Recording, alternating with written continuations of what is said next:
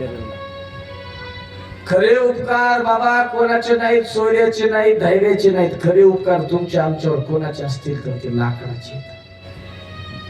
अरे सोच तू पगले सर तेरे, एहसान है कितना लकड़ी का, चांद को छूने वाले इंसान देख तमाशा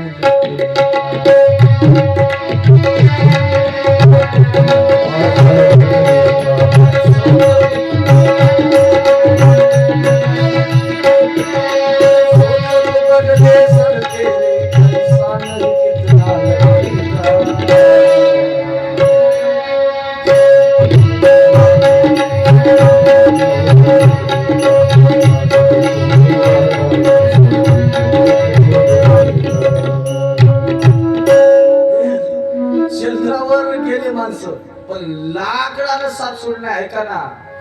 जन्मला आणि जन्मल्या बरोबर दाईन होती, दाईनं त्याला पाळण्यात टाकलं. कशाचा पाळणा होता, आताचा नाही हो, पूर्वीच्या काळात लाकडाचा आहे ना, लाकडाचे. लहानपणी जन्मला लाकडाच्या सानिध्यात आला. ऐका थोडा मोठा झाला, आईला म्हणला आई मला काहीतरी खेळायला करून दे. आई नाही विटी दांडू करून दिला. कशाच आहे.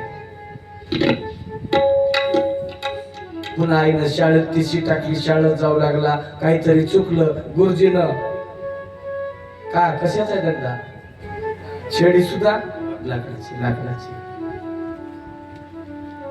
बाबाने सांगितलं आज सुट्टी आहे, शेतात आहे.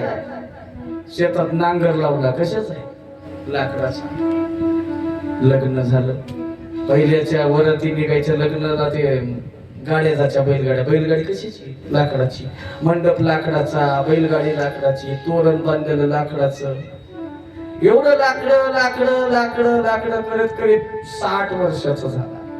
अरे 60 बरस में कमर झुकी तो हात में दंडा, लकडी का. लोक म्हणजे म्हाताऱ्यानं लाकडाला काही सोडलं नाही लहानपणापासून. मग म्हाताऱ्याला चलता येईना तर काय द्या, लाकडाचा दान. काठी दिली, काठी टेकीट म्हातारा 22 वर्ष जगलं. आणि एक दिवस काहीतरी आजारी पडलं म्हातार. लोक म्हणजे जन्मल्यापासून मरेपर्यंत याला लाकडानं साथ दिली. मसन वाट्यात गेल्यावर काय करा रे, 2-4 क्विंटल लाकडं आणा आणि त्या लाकडावर म्हाताऱ्याला टाका. लाकडावर टाकलं, लाकडाचा चाकणी लाकडाचा पेटून दिलं आणि लाकड जळून शेवटी राख शिल्लक राहिली. जन्मल्यापासून मरेपर्यंत लाकडानं साथ सोडली नाही. राजा काही सोबत येत नाही राजा. म्हणून या शरीराचा विचार करू नको, त्या शरीरामध्ये असणाऱ्या तत्वाचा, ज्या आत्मतत्वाचा विचार कर. त्या आत्मतत्वाचा विचार करत असताना सकाम उपासना दुसऱ्या अध्यायामध्ये आणि निष्काम उपासना 2 उपासना सांगितल्या. सकाम उपासना कशाला म्हणायचं, काहीतरी स्वार्थ ठेवून देवाची उपासना करायची.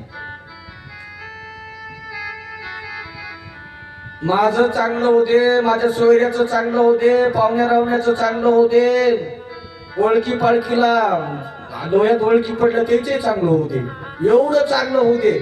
सत्यनारायण करायले आणि देवाला कुजलेला सोपाय. याला म्हणतात सकाम उपासना. काहीतरी स्वार्थाकरता देवाची उपासना करणं ही सकाम उपासना आहे. दुसऱ्या अध्यायामध्ये 2 स्कंदाच्या सकाम उपासना सांगितल्यात. राजा तुला काही मिळवायचं असेल, तुला राज्य मिळवायचं असेल तर प्रजापतीची उपासना कर. प्रजापतीची.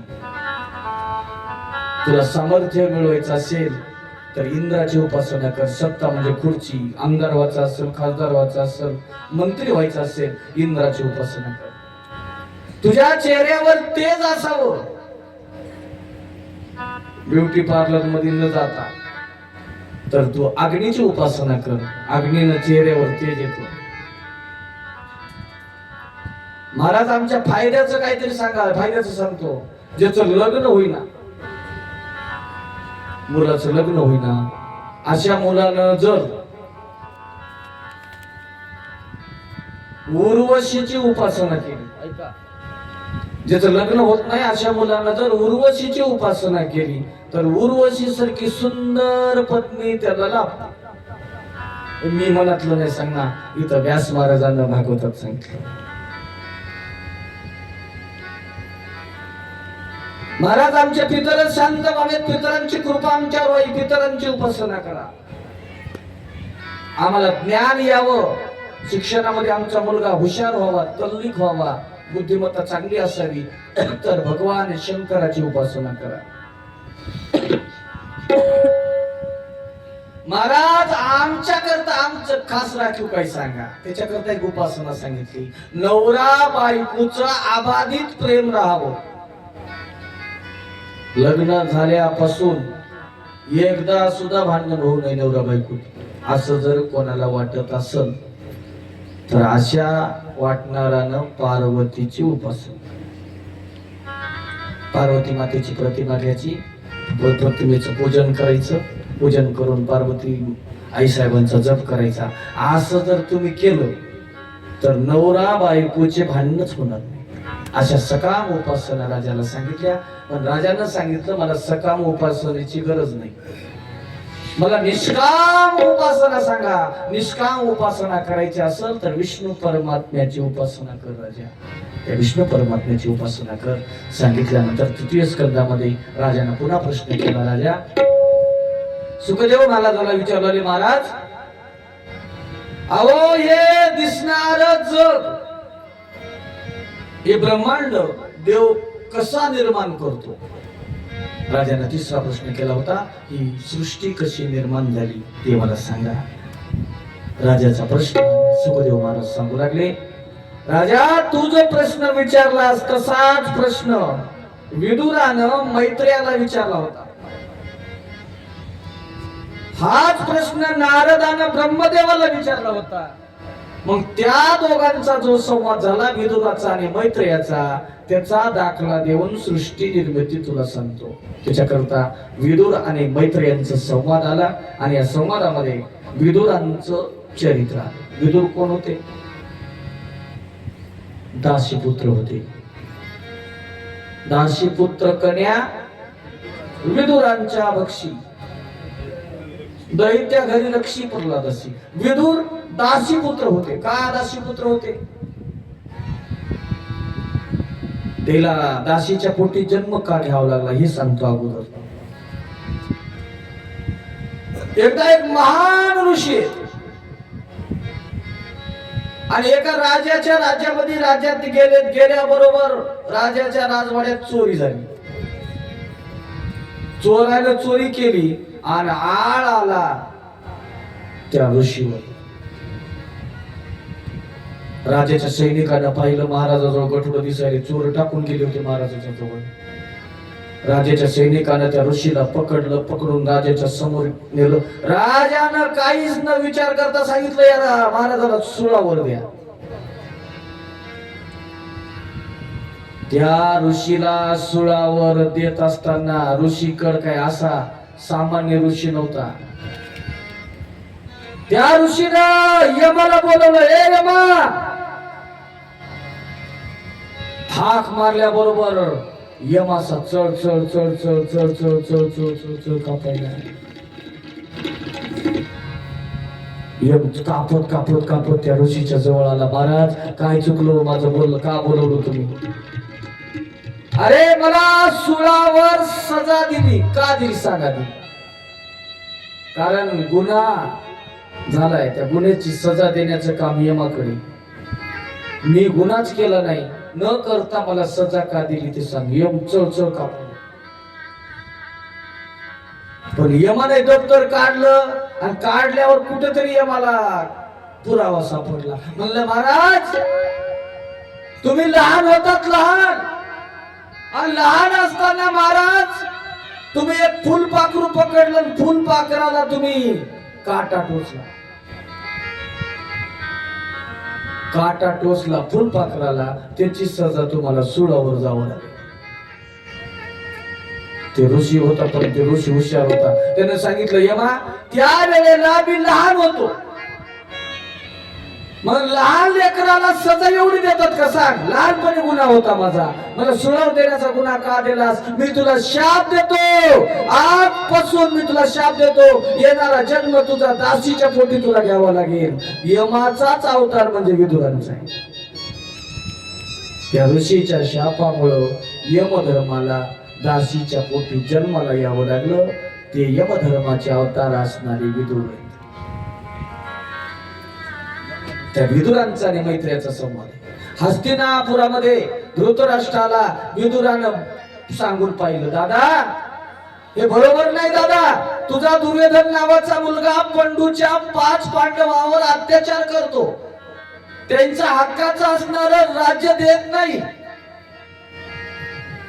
त्या दुर्योधनाला काहीतरी सांग, नाही तर हद्दपार कर. भावानं सांगितलं, पण आंधळ्या धृतराष्ट्राला ते पटलं नाही. दुर्योधन होता, दुर्योधनानं सांगितलं, हे दासीच्या पुत्रा, आमचंच खातो, आमच्याच विरुद्ध कारस्थान करतो का? अपमान झाला आणि विदुरानं हस्तिनापुराचा त्याग केला आणि त्याग करून विदुरजी अरण्यामध्ये झोपडी घालून राहिले.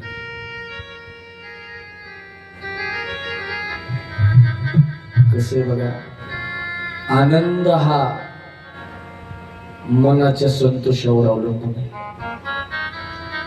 एअर कंडिशन रूम मध्येही संतोष नसेल तर आनंद येत नाही.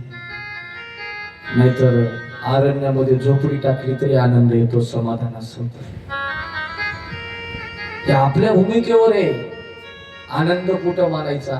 राब राब दिवसभर काम करणारा मजूर काळ्या वावरात ढेकळा झोपला तरी गाढ झोपला,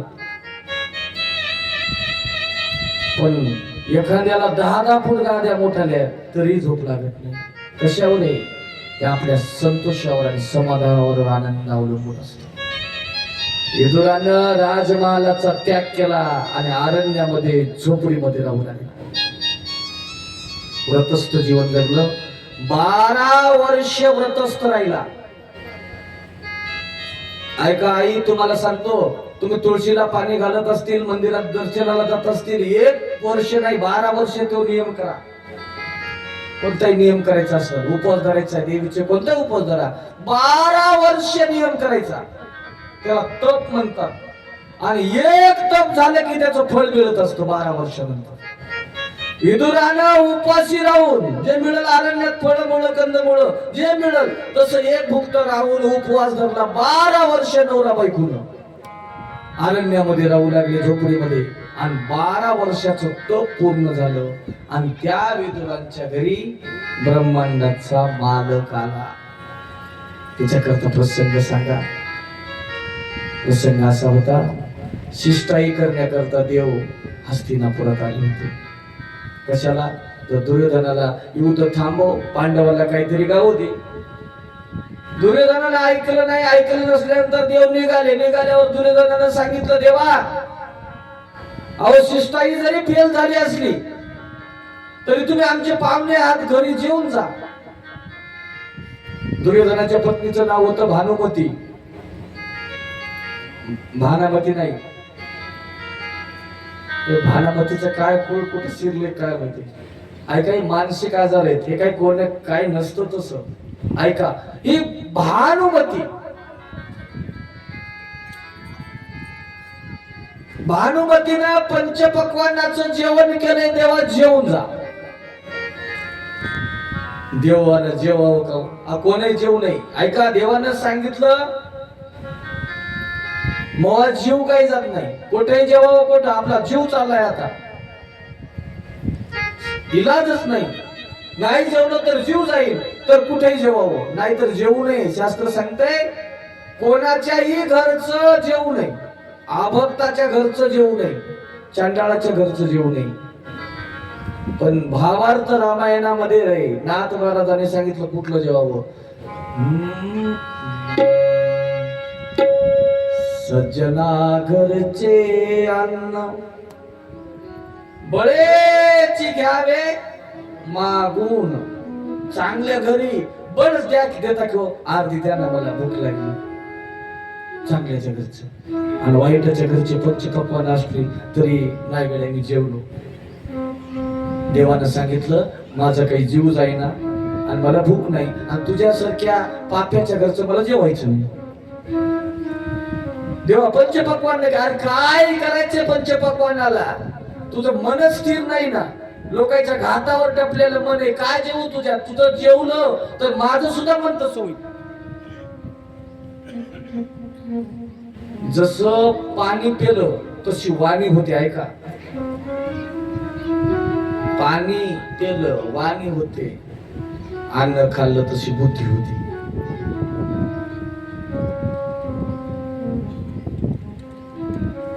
त्याच्याकरता तुळशीदासाचा एक दिवस आरे ज्ञान घटे नरमूढ की संगत. येड्याच्या संगतीला राहिलं तुम्ही किती हुशार असू द्या, येड्याच्या संगतीला गेला की ते येडाच झाला. अरे ज्ञान घटे नरमूढ की संगत, मती घटे चित विष भरमाय. तेज घटे पर नारी की संगत, बुद्धी घटे बहु भोजन खाय. किती जेवण युक्त आहार विहार ते काही जणाला आणि जरास शिल्लक आहे गड्या कोंबा त्याच्यात नाही ना. तुळशीदासाने सांगितलं बुद्धी घटे बहु भोजन खाय. भरपेट किती खाल्लं ना तर बुद्धी चलत नाही. अमोल महाराज तुळशीदासच आहे. तेज घटे पर नारी की संगत. परनारीची अभिलाषा केली किती मोठा महात्मा होता, त्याच्यातलं तेज निघून जात असतं. तेज घटे पर नारी की संगत, बुद्धी घटे बहु भोजन खाय. म्हणून अजून सुद्धा दो आहे. जास्त वेळेस कोणाच्या घरी महागायला गेलात ना तुमचं प्रेम खलास झालं. मित्रता कुठपर्यंत? मित्रात पैसा आला, मैत्रीमध्ये नागेशराव मैत्रीमध्ये पैसा आला, तुमची मैत्री खलास झाली. म्हणून बार बार शेजारीच्या घरी जाऊ लागला तुमचा मान खलास होत असतो. अति परिचयात अवज्ञा, जास्त परिचय झाला की अवज्ञा होते. म्हणून सांगितलं बाबा अन्नाचा परिणाम बुद्धीवर होतो. त्याच्यामुळे तुझ्यासारख्या वाईटाच अन्न नको मला. देवाने त्याग केला आणि देव निघाले. उद्धवजी होते, उद्धवजीच्या रथात बसले आणि उद्धवजीने गेर टाकला आणि देवाने सांगितलं कुठं जायचं ते. उद्धवजी चल बिगुरा